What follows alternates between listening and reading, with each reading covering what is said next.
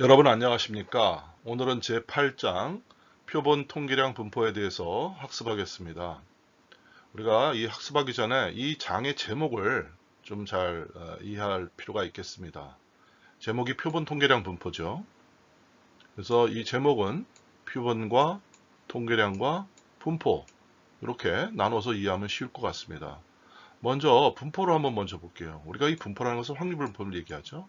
그래서 확률 변수 x에 대해서 이것이 x1 값을 갖고 x2 값을 갖는데 이 값들이 확률적으로 나타난다는 거죠. 그래서 px로 해서 이렇게 우리가 px1, px2 해서 이게 pxn.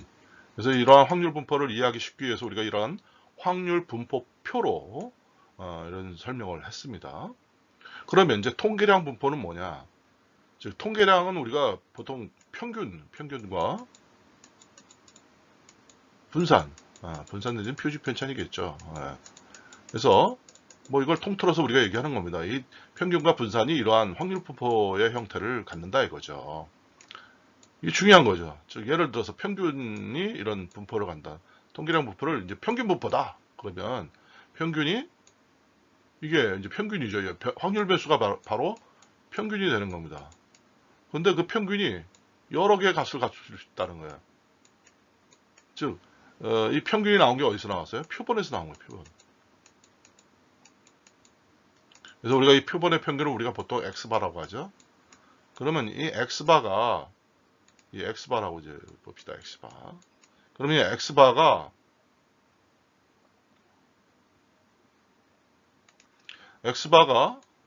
이 표에 을로 들어오고요. 그리고 이 x바가 값을 x1바, x2바, x3바 가질 수 있다는 거죠. 이렇게.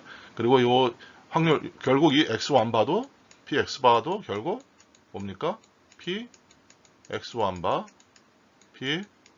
px2바, pxn바. 이렇게 되는 겁니다. 그래서 결국 이 통계량의 분포가 확률 분포를 갖는 것을 우리가 통계량 분포고, 근데 이 통계량이 어디서 나왔어요? 표본에서. 근데 표본이 하나가 아니겠죠.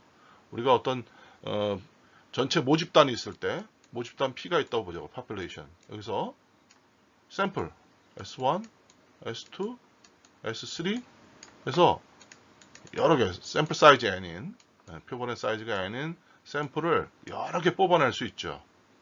이 모집단은 뭐 한 4천만이라고 본다면 그래서 샘플을 한 뭐 500개 정도로 해서 우리가 S1, S2, S 해가지고 SN까지 뽑아낸다면 이 표본이 될 것이고 이런 것들이 그리고 각각에 대한 평균 값을 우리가 x1바, x2바, x3바 이렇게 구할 수 있지 않겠습니까?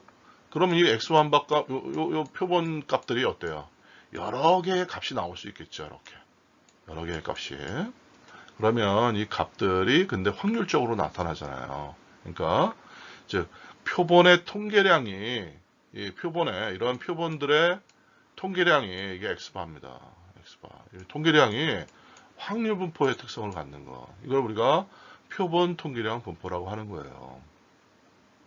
그럼 이러한 그 표본 통계량 분포가 왜 중요한가 한번 생각해 보겠습니다. 우리가 이 모집단을 통해서 우리가 통계 조사를 하는 궁극적인 목적은 이 모집단의 성격을 파악하는 것이에요. 이거를 우리가 이제 추정이라고 합니다. 추정. 근데 이 성격을 이 추정을 하기 위해서는 모집단을 대상으로 해서 이 표본을 추출하게 되죠.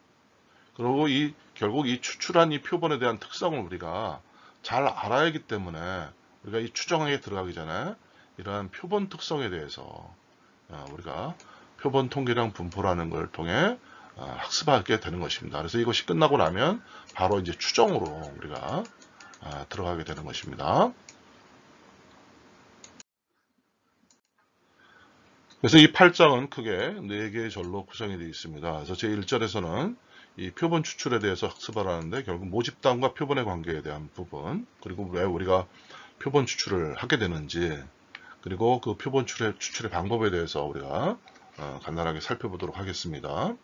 그리고 2절과 3절과 4절이 이제 우리가 이제 표본 통계량 분포인데 구체적으로 표본 평균 비율과 그러니까 이 평균이 이제 통계량이 되는 거예요. 네, 통계량. 네. 그러니까 표본들의 평균을 가지고 우리가 이 표본들이 갖는 분포가 어떤 특성을 갖는지 이제 그걸 보겠다는 거죠. 또 표본 비율, 어떤 우리가 비율을 이제 그래서 이 표본 평균은 우리가 x바로 합니다. 그리고 표본 비율은 우리가 p 헤트라고 이제 표시를 하죠.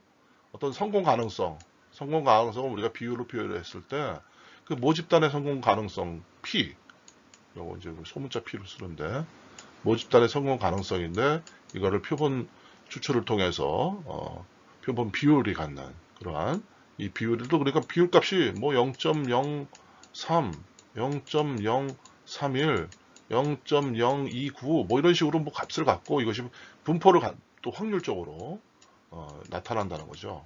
그래서 표본 비율 분포가 있겠고 또 이제 우리 4절에서는 표본 분산 분포는 결국 통계량 x바 외에 s 우리가 S 소문자 S로 표시를 하죠.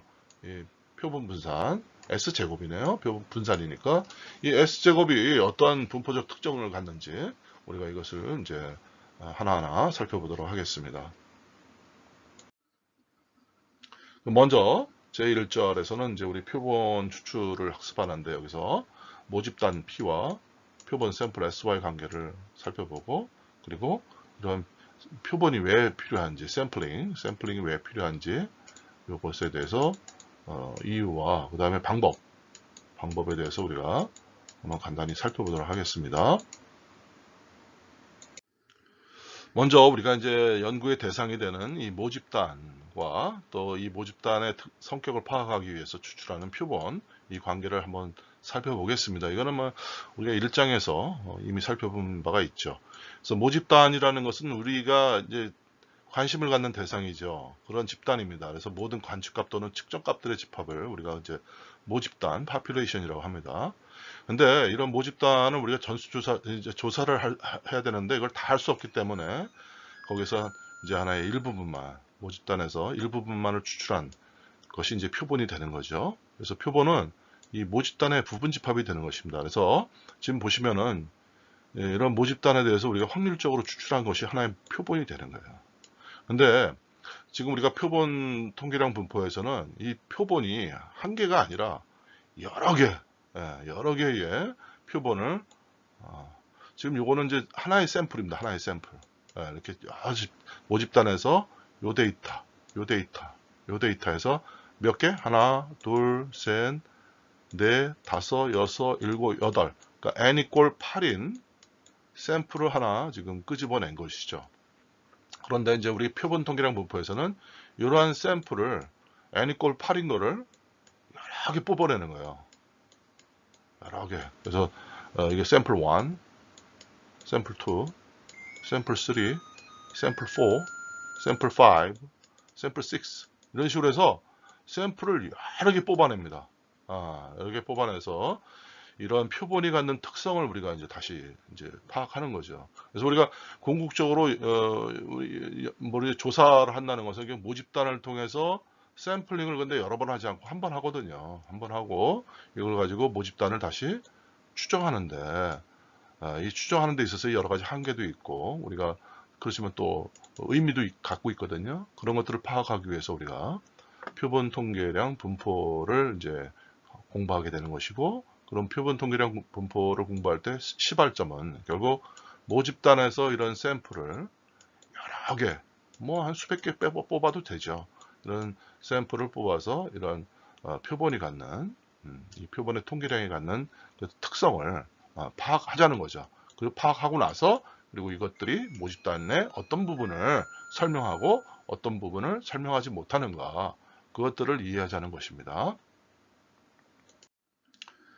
그래서 앞에서 우리가 조사에 대한 설명을 했는데 우리가 이 조사는 이제 전수조사가 있고 표본조사가 있죠. 보통 이제 우리가 다 표본조사를 하는 것입니다. 전수조사는 그 말대로 모집단 전체를 하나의 표본으로 한 조사죠. 뭐 이것이 가능한 경우도 뭐 있을 수 있겠지만 뭐 대부분의 경우는 그렇지 못한 것이죠. 그래서 우리가 모집단의 일부만을 조사해서 그 모집단의 성격을 표본 조사를 해서 이 표본을 분석해요. 표본 특성을 분석해서 모집단은 이럴 것이다 라고 우리가 추정하는 것이죠. 이런 것들이 이제 표본 조사가 되는 것입니다. 그럼 이런 표본 조사, 즉 표본 추출을 해야 되는데 이게 왜 필요하냐? 우리가 모집단의 평균이나 분선의 특성을 알고 있다면 뭐 이거 조사할 필요 없어요. 근데 잘 이제 알고 싶은 거죠. 모집단의 평균이나 분산의 특성을 알고 싶은 겁니다. 그러면 이런 모집단의 정보를 빠르게 얻고 빨리 얻고자 하는 게 이제 표본이겠죠. 그래서 모집단 전체를 조사하기 위해서는 이게 많은 비용이 소모되고 시간도 소모되죠. 시간도 많이 소모됩니다. 그래서 또 반면에 모집단 정보를 전체를 수집하는 것이 불가능한 경우도 있어요. 또 이 조사를 하게 되면 대상물이 파손되는 경우가 있을 수 있습니다. 깨봐야죠. 자동차 파손시켜 봐야죠. 근데 그걸 생산하는 자동차 전수를 다 조사한다 그러면 전수 다 파손시켜야 될 거 아니에요. 그럼 무슨 의미가 있겠습니까? 그래서 이런 경우에는 자동차 중에 한 대 빼가지고 다양한 부분에 센서를 장착해서 한 번의 실험으로 여러 개의 결과를 찾고자 하는 그런 것이 이제 표본 조사가 되겠습니다.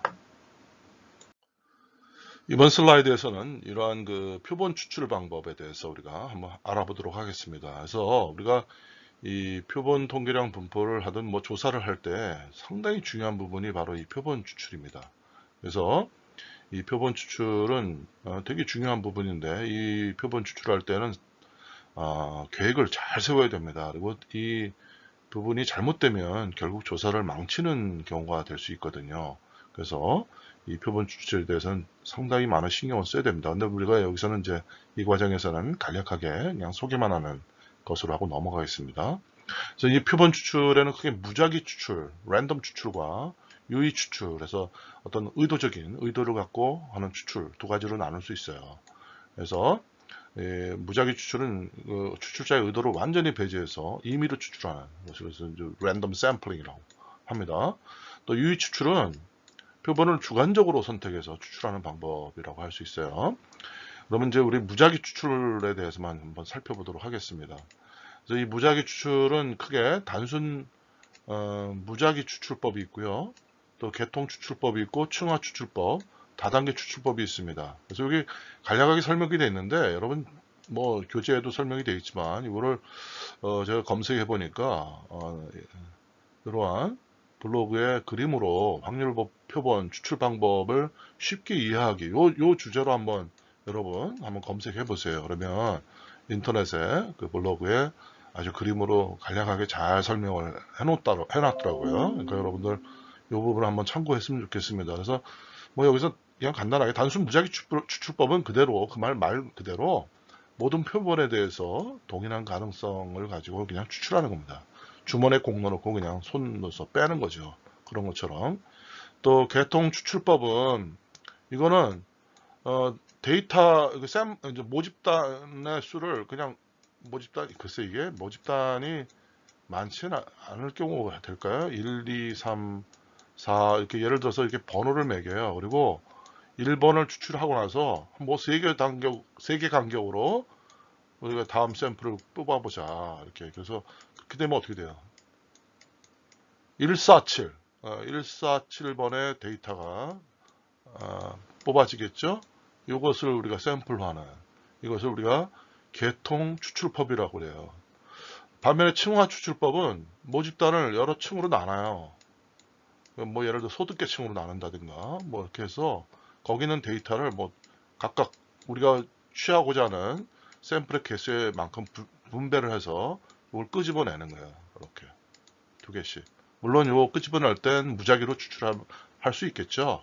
그래서 이렇게 샘플이 나오는 걸 우리가 층화 추출법이라고 하고 뭐 이걸 이제 여러 단계를 거쳐서 이 추출된 걸 가지고 또 추출하고 하면 이제 다단계 추출법이 되겠죠. 그래서 여러분 좀 더 자세한 이해를 위해서는 여기 자료 이렇게 링크 요 주제를 가지고 그림으로 확률 표본 추출 방법 쉽게 이해하기 이걸 검색해서 한번 내용을 확인해 보시기 바랍니다.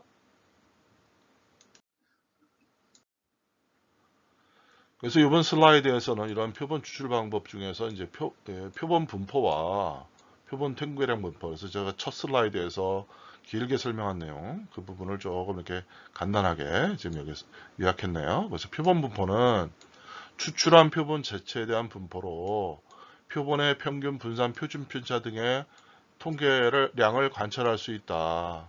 그래서 이 표본 통계량 분포, 이번 장에서 다루는 표본 통계량 분포에서는 표본의 크기가 n, 우리가 이제 소문자 n으로 씁니다.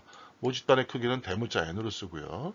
그래서 이 크기가 n인 표본을 모든 가능한 경우로 추출, 그렇죠. 모든 가능한 경우로 추출한다고 해야죠.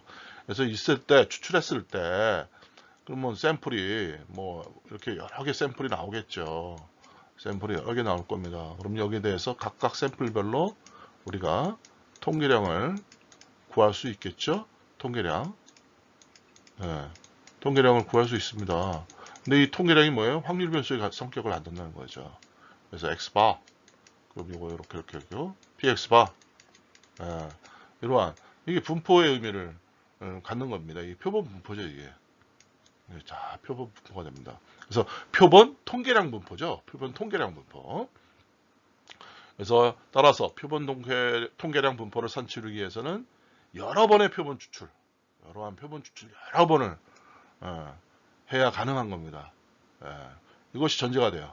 표본 추출은 한 번이 아니고요. 표본은 여러 번, 어디서? 모집단 P에서 우리가 표본을 여러 개, 모든 가능한 경우로 추출한다는 거예요. 그래서 이거를 이제 우리가 표본 통계량 분포다라는 요 그림을 여러분이 머릿속에 잘 정리해 두시기 바랍니다.